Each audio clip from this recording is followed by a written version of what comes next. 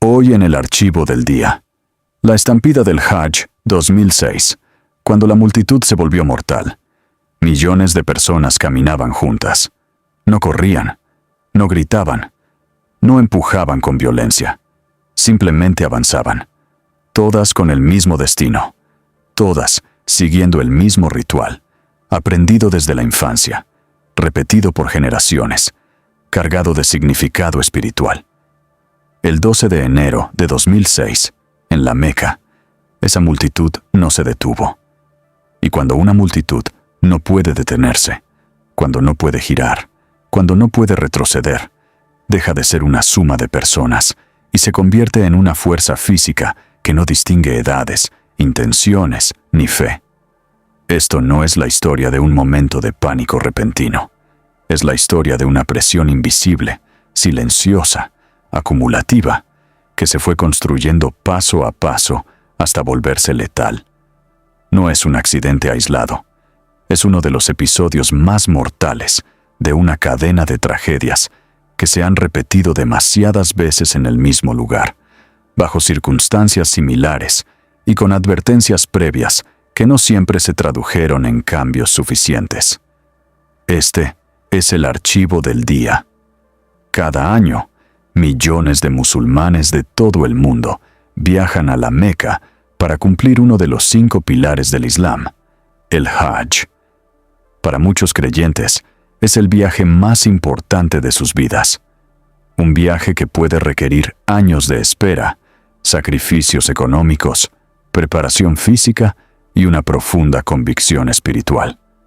Para algunas personas mayores, el Hajj representa una meta final, una promesa cumplida después de toda una vida de fe. Durante varios días, personas de más de 180 países distintos realizan los mismos rituales, al mismo tiempo, siguiendo recorridos marcados y horarios estrictos, en espacios extremadamente limitados. La coordinación es fundamental, el control de flujos es esencial, el margen de error es mínimo. Uno de esos rituales es el Rami al-Jamarat, la lapidación simbólica del demonio, un acto religioso cargado de significado, un gesto de rechazo al mal y de reafirmación espiritual, pacífico en su intención, pero históricamente peligroso en su ejecución práctica. Antes de 2006, ya se habían producido numerosas estampidas mortales en el complejo de Jamarat. Algunas dejaron decenas de muertos, otras superaron el centenar. Cada tragedia fue seguida por promesas de mejora, reformas parciales y cambios en la infraestructura. Las advertencias existían, los informes técnicos también. El riesgo era conocido por las autoridades, los organizadores y los responsables de seguridad. La multitud, sin embargo, era inevitable. La mañana del jueves 12 de enero, más de 2 millones de peregrinos comenzaron a desplazarse hacia el complejo de Jamarat, situado en Mina. El flujo humano era constante, lento y extremadamente denso. Personas avanzando hombro con hombro, sin espacio personal, sin visibilidad clara de lo que ocurría metros más adelante. Muchos no sabían exactamente cuánto faltaba para llegar. Otros simplemente seguían a la persona que tenían delante. Las temperaturas eran elevadas. El cansancio acumulado tras varios días de rituales era evidente. Muchos peregrinos eran ancianos. Otros sufrían problemas de salud, deshidratación o agotamiento físico. En ese contexto, cualquier interrupción podía convertirse en un problema grave. En un punto concreto del recorrido, la planificación no funcionó como estaba previsto. 2 corrientes humanas comenzaron a cruzarse en un espacio demasiado estrecho para absorber esa densidad. Una avanzaba hacia los pilares para completar el ritual. La otra intentaba regresar por el mismo recorrido. El flujo dejó de ser unidireccional. La presión comenzó a acumularse lentamente. En una situación normal, eso solo provocaría retrasos e incomodidad. En una multitud de miles de personas, se convierte en una zona de compresión peligrosa. Y en una multitud así, detenerse no es una opción real. Bastó un tropiezo, Una persona que perdió el equilibrio, otra que no pudo esquivarla, y luego otra más.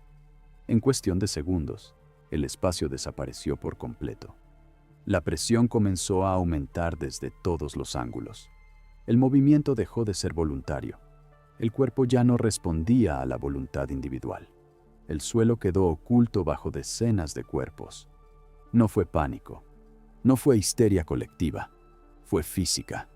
Cuando miles de cuerpos se empujan sin intención consciente, la fuerza se transmite como una ola imposible de detener. El pecho queda comprimido, el aire no entra, los pulmones no se expanden, el oxígeno se agota rápidamente, el cuerpo entra en fallo, aunque la persona siga consciente durante algunos segundos. Muchos murieron de pie, aplastados, sin posibilidad siquiera de caer al suelo. Otros quedaron atrapados bajo el peso de la multitud, incapaces de moverse o pedir ayuda. Los gritos quedaron ahogados por el ruido constante de pasos, rezos y movimiento, mientras la multitud seguía avanzando, sin saber que, a pocos metros, la gente estaba muriendo. Durante largos minutos, los cuerpos quedaron atrapados sin posibilidad de auxilio. La densidad era tan extrema que los equipos de emergencia no podían acceder al lugar con rapidez. En situaciones así, incluso unos pocos segundos marcan la diferencia entre vivir o morir. Y para muchos la ayuda llegó demasiado tarde.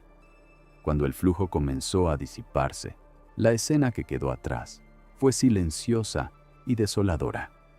Objetos personales esparcidos por el suelo, zapatos abandonados, peregrinos desorientados buscando a familiares que ya no respondían. Para muchos supervivientes, la tragedia no terminó cuando el ritual concluyó. El recuerdo de aquel día los acompañaría durante el resto de sus vidas. Horas después, las autoridades saudíes confirmaron las cifras oficiales. Más de 360 personas fallecidas, cientos de heridos. La mayoría murió por asfixia, aplastamiento y traumatismos severos. Entre las víctimas había ancianos, mujeres y peregrinos que habían esperado toda una vida para estar allí. Personas que habían viajado desde distintos continentes para cumplir un deber religioso. Para muchos, el Hajj no era solo un viaje espiritual, fue el último. Tras la tragedia, surgieron preguntas inevitables. ¿Por qué se permitieron flujos humanos cruzados en un punto crítico? ¿Por qué no se cerró el acceso cuando la densidad ya había superado niveles considerados seguros? Porque, después de tragedias anteriores, el riesgo seguía existiendo.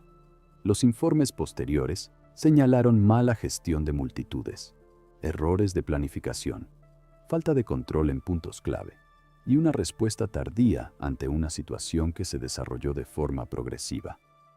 No fue un ataque, no fue terrorismo, no fue un evento imprevisible, fue una tragedia anunciada. La estampida de 2006 no fue la primera ni sería la última. Durante décadas, tragedias similares han marcado la historia del Hajj, cada una seguida de nuevas promesas, reformas, ampliaciones e infraestructuras más modernas, puentes más anchos, sistemas de control más avanzados, cámaras, barreras y nuevos protocolos de seguridad. Y aún así, el riesgo nunca desapareció del todo. Porque cuando millones de personas comparten fe, espacio y tiempo, el margen de error es mínimo. Y cuando algo falla, el coste siempre es humano. El 12 de enero de 2006, la multitud se volvió mortal. No por odio, no por violencia, sino por una cadena de decisiones que llegaron demasiado tarde. Este archivo no habla de fe, habla de gestión, de responsabilidad y de vidas que no debieron perderse así. Este ha sido el archivo del día. El archivo se cierra por ahora.